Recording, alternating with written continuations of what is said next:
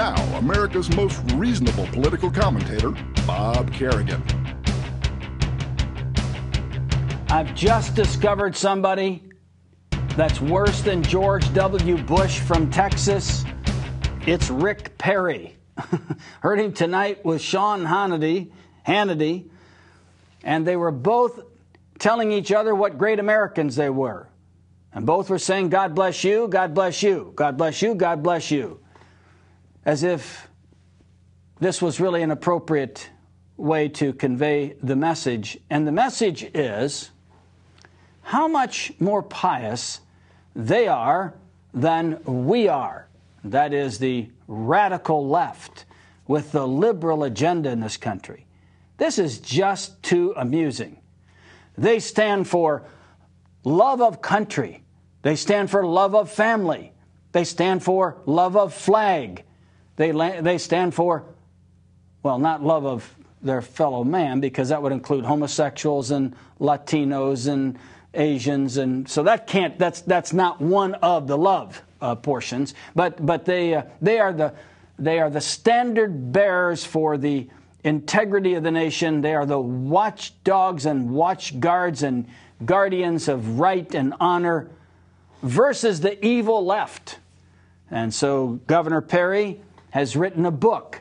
No word in the book is over 5 letters, and that's important for the readers that will probably buy this book. And the book is how the Cub Scouts should be the standard for the country. And in this discussion that the two of them had, they assailed the ACLU, which, by the way, files lawsuits to protect our rights and freedom and gets endless bad press for doing that. They even defended Rush Limbaugh when they were trying to get his medical records when he was doing excess and heavy drugs.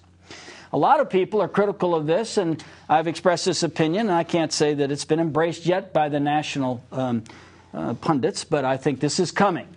The Republicans, by and large, can't stand McCain, and the Democrats are increasingly coming to the opinion that Hillary is a witch. Now, that said, I see this possibility. Now, you have to be creative, because in politics you just can't think in the box. You have to think outside of the box. And outside the box is the possibility of an independent ticket where McCain gets kicked out of the Republican convention, Hillary gets kicked out of the Democratic convention.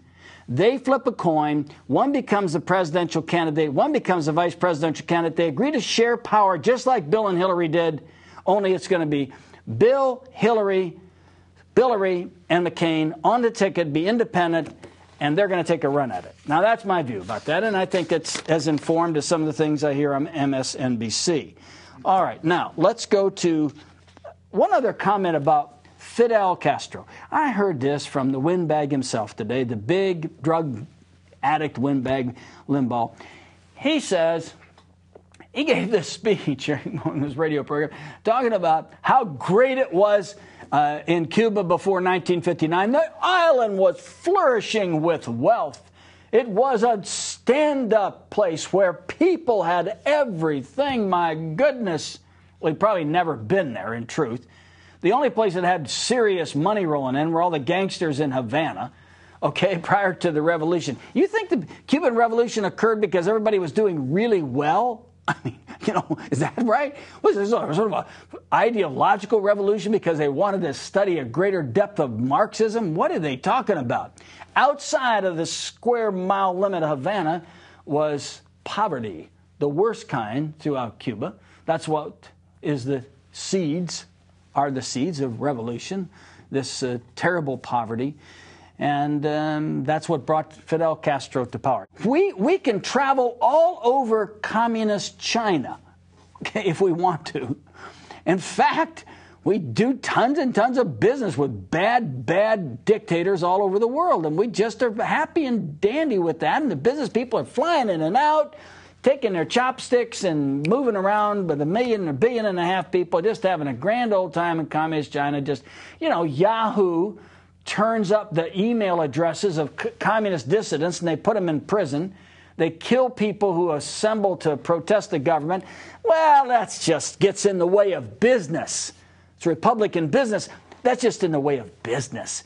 We can't let anything get in the way of business. But there's no good business in Cuba. Okay.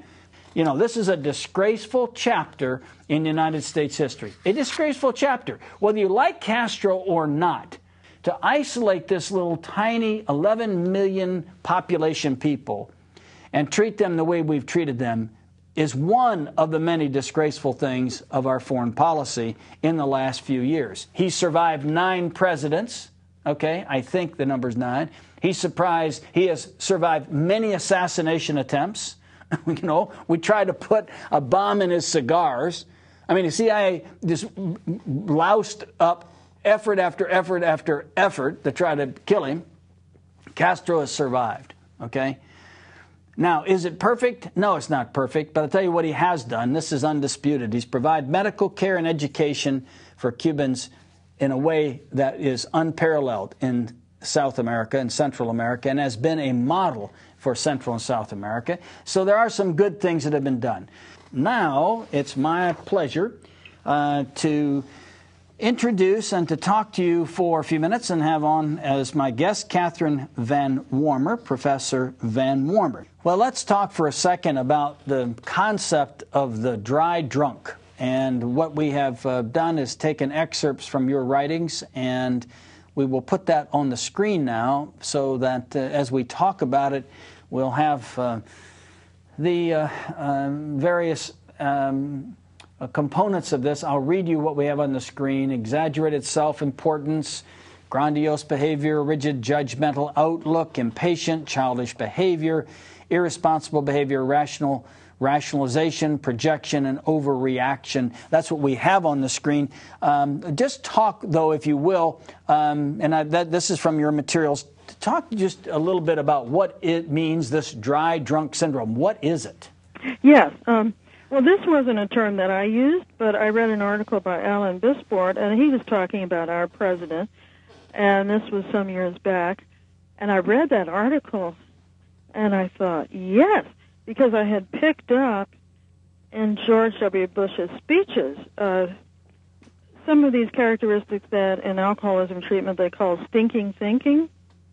And it's those traits that you mentioned there, but it's also a tendency to dichotomize, where you say, well, either you're with us or you're against us. Mm-hmm.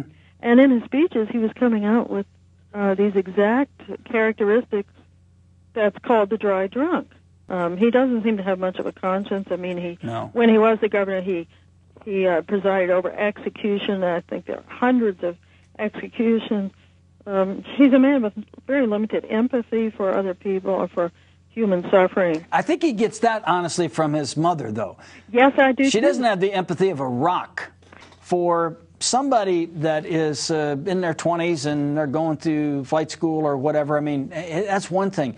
But to drink excessively, excessively to age 40, the proposition I guess you're putting forth is that there's been some kind of cognitive deficiency that's resulted. Right, yeah, back to George W. Bush. Yeah. Back to George W., yeah. Yeah, it's the prefrontal cortex is the part of the brain that's the common sense area, and that's the part that we now know, and this just came out over the last year, that this part, they can see this in rats and rat studies and also human studies, that's the part that's damaged, and that's the common sense thinking region of the brain. Mm. And so here you've got someone who one of these characteristics is childish behavior, and also, of course, there's the childish thinking, the over-simplistic thinking. It ain't a pretty picture. This is Within Reason. Thank you for watching, and we'll see you next week on Within Reason.